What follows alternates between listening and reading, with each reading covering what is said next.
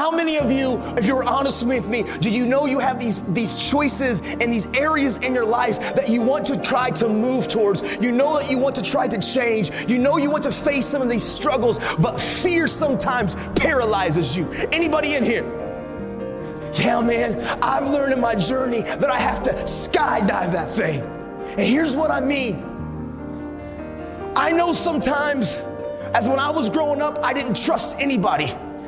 I know things that happened to me. My dad abandoned me. I isolated. And I always said, if I find the perfect person that I can count on, if I find the perfect person that I can trust, then I will. But the truth is that person's not here.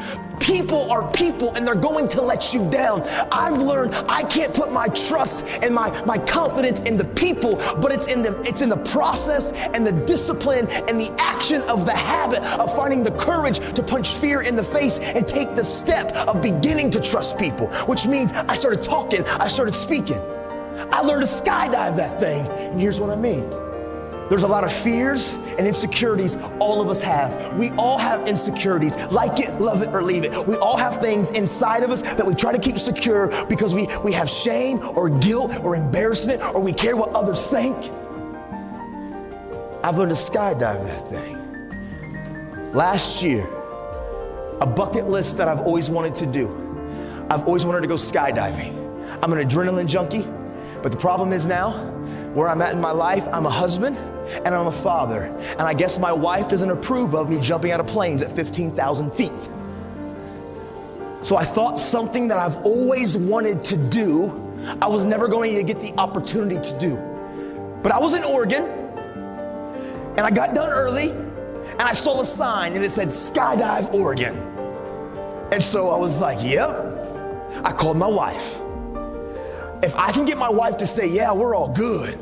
I called her and I'm like, hey, honey, I got done a little bit early. I've always wanted to. You know, it's something that I've desired to do. I think I'm going to go skydiving. Nah, I'm cool. I'm not going to. Yeah, maybe. Nah, I'm just kidding. I'm all right. I don't need to do that. It's not probably smart. And she says, I don't think she meant it at all, but she says, because I don't think she wanted to control me. She says, oh, no, honey, go for it. Do whatever you want to do. But yeah, if you don't want to do it, no big deal. That's cool too. Click. Dude, I know she didn't mean it. But my eyes got so big, she said yes. So 20 minutes later, I call her. I'm packed up, I got an instructor around me, I'm at Skydive Oregon, and I call her, her eyes get so big, I hung up, she ain't saying no. I'm all in. But as I start going through the process of skydiving, as the instructor shows up, and as he starts walking me through this process, my anxiety started getting higher. Like he started coming to me and saying, listen, here's your pack, here's your chute, here's how you're gonna fall. He put me on this counter. He said, this is my 9th jump today. I said, what, bro? 9 times? Do you pack your chute? He said, every time. I said, so you packed your chute 9 times today? Are we gonna test the odds? Are we good? We're cool on one more? Did you get tired? Did you miss a fold? He said, nah, bro, it's cool. He showed me how he did it. Dude, my anxiety, it's getting higher. This little ratchety plane lands. Ratchety. He said, all right, bro, let's get in. Whoa! He's from Oregon, so he's already kind of weird and a hippie. As we get into the plane, we start ascending. He slides in behind me. My anxiety is on 10. Just like some of you, when you know you need to trust, you know that you want these areas in your life that you're insecure, and you get to the edge and fear paralyzes you and anxiety gets higher. Dude, I was right there. I've always wanted to do this, but through the process, I was so uncomfortable.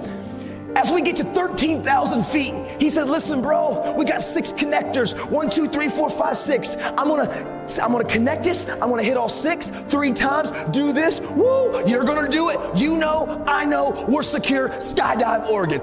I'm like, 13K. He pulls the door up. He says, listen, the free fall is only gonna be about 30 to 40 seconds. I want you to experience this moment. So we're gonna scoot to the door. We got 2,000 more feet of climbing. As we scoot to the door, and as we begin to get to that place, I want you just to lean out of the plane. I'm holding on, and I'm like, no! He said, okay, now we're there. Here's the next piece that I want you to do. I want you to take the bottom of your feet and touch the bottom of the plane and hang there. I got you. And I'm like, no! Dude, I was terrified. In that plane, which was the safest place that I could have been, I've never felt more anxiety and fear in my life, even though I've always wanted to do it. But soon as I trusted the process, and soon as I trusted the community of those entrusted to help me learn to skydive, as soon as he got to that place at 15K and he said go, and I took that step, and we skydived that thing, all the anxiety, all the fear, it evaporated. As I free fell and I saw Mount Hood and Mount Rainier and Mount St. Helens, I've never felt more on top of the world.